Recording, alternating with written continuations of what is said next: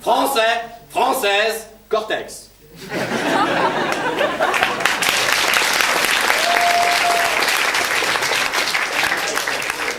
Les plus grands maîtres de la performance orale affirment qu'il faut toujours savoir ménager quelques préliminaires avant d'introduire son sujet. C'est pourquoi j'aimerais commencer par une histoire qui n'a aucun rapport avec la situation présente. Ce n'est pas sans une certaine émotion que je me rappelle ce sommet des Nations Unies en 1965, période mouvementée, marquée par une rivalité entre deux blocs de nations, n'est-ce pas, sous la tutelle du leader international, j'ai nommé la France. C'était une conférence émouvante, puisque l'on y évoqua la guerre que menaient les États-Unis en ex-Indochine. D'émotion, tous les dirigeants présents se signèrent. Même le cheikh se signa. C'était un signe. Nous nous signâmes en l'honneur des hommes tombés sur le champ d'honneur. Honneur insigne, mais qui peut-être n'était que son chant, c'est-à-dire un chant du cygne, pour ceux qui suivent.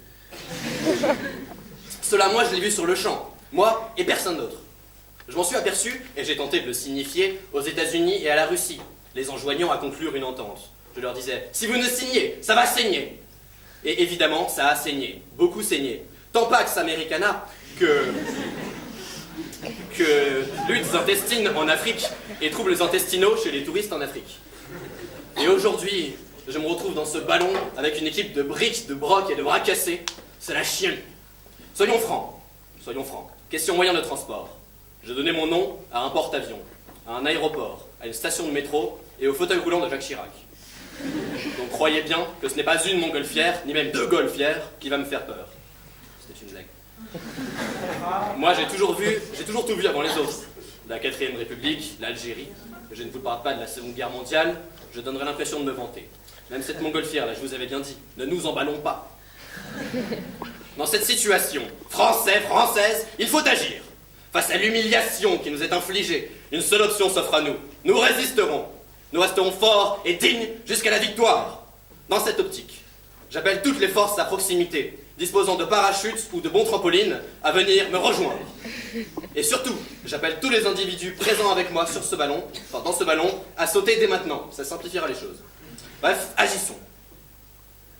Si je me dévoue pour prendre les commandes, c'est bien entendu parce que je suis le mieux placé. La grandeur, c'est mon domaine. D'abord parce que, du haut de mon 1m95, vous m'arrivez au téton, alors que je distingue déjà votre calvitie naissante. Surtout toi. Surtout, lors de ma vie palpitante, j'ai été confronté à moult gestions de crise autrement plus graves que celle-ci. Le plus difficile pour un homme, c'est d'assumer ses choix dans l'honneur, si cornélien soit-il. Salamèche ou carapuce. Votez pour moi ou votez pour moi. Essec ou STF, non je déconne. C'est simple. Je suis indispensable à la France, donc au monde. La France est une chose de très particulier, d'extraordinaire même. Dans nos malheurs, on s'en aperçoit tout de suite. Et comme nous sommes heureux, prospères, glorieux et forts, on s'en aperçoit dans la mesure où le monde entier nous regarde avec envie. Et moi, j'incarne la France. Je l'ai gouvernée d'une main de fer, mais elle a été ma plus belle maîtresse. Et comme le dirait Yann Carninon, mon esthéticienne,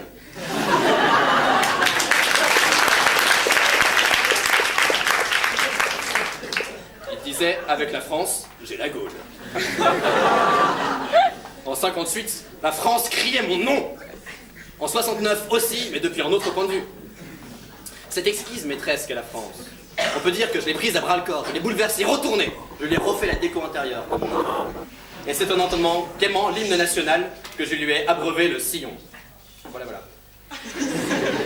C'est pour ces raisons patriotiques, mais presque, que j'ai élu domicile dans la France profonde. Colombelle et deux églises, n'est-ce pas? Là, on sent la campagne, on sent la France, on sent le fumier aussi, mais on a la soudaine impression de s'être rapproché de l'identité nationale, de l'identité française, par un miracle de l'esprit en communion avec la bouse de vache nationale, si bien décrit par Jean-Pierre Pernaut dans son ouvrage L'herpès génital dans la paysannerie française, un roman d'amour poignant qui retrace les frasques d'un lapin dépressif qui mène une double vie entre soirée échangiste et sa carrière de jongleur manchot. Mais je m'égare. D'Austerlitz à Ibiza, je demeure une icône intemporelle, en politique comme en opération militaire, ne l'oublions pas.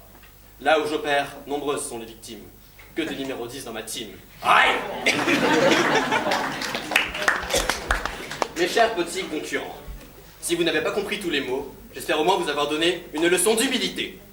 Pour finir, j'aimerais que vous reteniez ces paroles de sagesse. Sur le plus haut trône du monde, on n'est jamais assis que sur mes genoux. Vive la République et vive la France!